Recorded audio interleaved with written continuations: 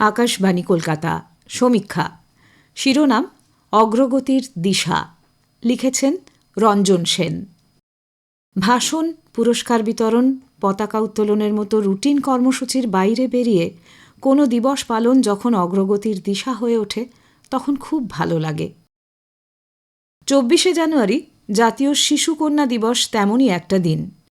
কন্যা সন্তানদের ক্ষমতায়নের মাধ্যমে সমৃদ্ধ ও উন্নত ভারতের স্বপ্নকে বাস্তবায়িত করার লক্ষ্যে দিনটি পালিত হয়।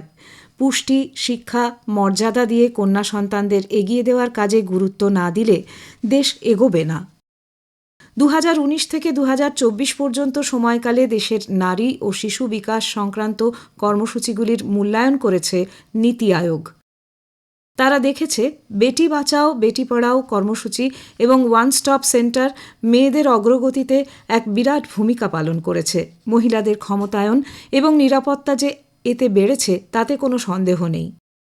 আমরা দেখছি গোটা দেশ জুড়েই এখন বেড়েছে কন্যা সন্তানদের জীবনের মান, শিক্ষার সুবিধা, বেড়েছে তাদের চিকিৎসার সুযোগও, কমেছে কন্যা সন্তানদের প্রতি অবহেলা এবং তাদের পিছনে ফেলে রাখার মানসিকতা।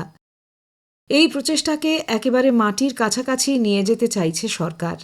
শিক্ষায়, স্বাস্থ্যে যাতে সাধারণ পরিবারগুলিও কন্যা সন্তানদের এগিয়ে নিয়ে যেতে পারে, সরকার তা নিশ্চিত করতে চাইছে। তাদের ভূমিষ্ঠ হওয়ার অধিকার থেকে শুরু করে শিক্ষা, স্বাস্থ্য, খেলাধুলা, কর্মসংস্থান নজর দেওয়া হচ্ছে প্রতিটি দিকেই। সব থেকে বড় কথা হলো মেয়েদের স্বপ্নকে সাকার করতে এগিয়ে যেতে অভিভাবকদেরও নানাভাবে সাহায্য করা হচ্ছে।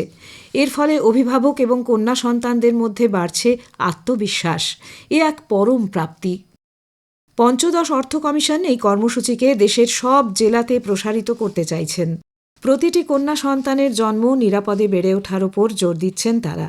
বিশেষজ্ঞদের মতে বেটি বাঁচাও বেটি পড়াও, সুকন্যা সমৃদ্ধি অ্যাকাউন্ট, মাতৃবন্দনা যোজনা, PM Mudra Yojana, stand up India এবং পিএম আবাস যোজনা সব কর্মসূচি পালিত হচ্ছে কন্যা সন্তানদের উন্নতির কথা ভেবে। অন্যদিকে বিকশিত হওয়ার সুযোগ বেড়েছে বলেই মেয়েদের বোঝা ভাবার মানসিকতাও চোখে পড়ার মতো কমেছে। সামগ্রিকভাবে বদলেছে মেয়েদের পিছনে ফেলে রাখার দৃষ্টিভঙ্গিও। দেশের জনগণনাতেও লক্ষ্য করা যাচ্ছে মেয়েদের লিঙ্গ অনুপাত বেড়েছে, আগে তা কমের দিকে ছিল। দেশের ৯৭%-এরও বেশি স্কুলে এখন মেয়েদের জন্য আলাদা টয়লেট। স্কুলগুলিতে মেয়েদের উপযোগী পরিকাঠামো বাড়ানোর ফলে তাদের স্কুলছুট হওয়ার অনুপাত কমেছে, অর্থাৎ ফল মিলছে হাতে নাতে। প্রধানমন্ত্রী হায়ার এডুকেশন প্রমোশন স্কিমে ৫০% স্কলারশিপ মেয়েদের জন্য সংরক্ষিত রাখা হয়েছে। ইন্ডাস্ট্রিয়াল ট্রেনিং ইনস্টিটিউটগুলিতেও মেয়েদের আসন সংখ্যা দ্বিগুণ করা হয়েছে। শিক্ষার পাশাপাশি নজর দেওয়া হচ্ছে খেলাধুলার উপরেও। Sports authority of India, Himachal, Punjab, Kerala এবং আসামে নির্দিষ্টভাবে মেয়েদের প্রশিক্ষণ দেওয়ার জন্য তৈরি করেছে ৪টি প্রশিক্ষণ কেন্দ্র।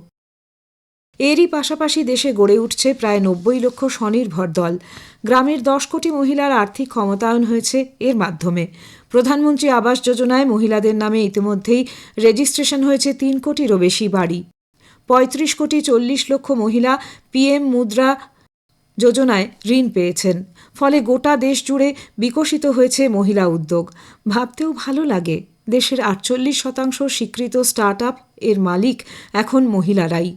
আর্থিক এই বৃদ্ধির পাশাপাশি বেড়েছে মহিলাদের বৌদ্ধিক উচ্চতাও।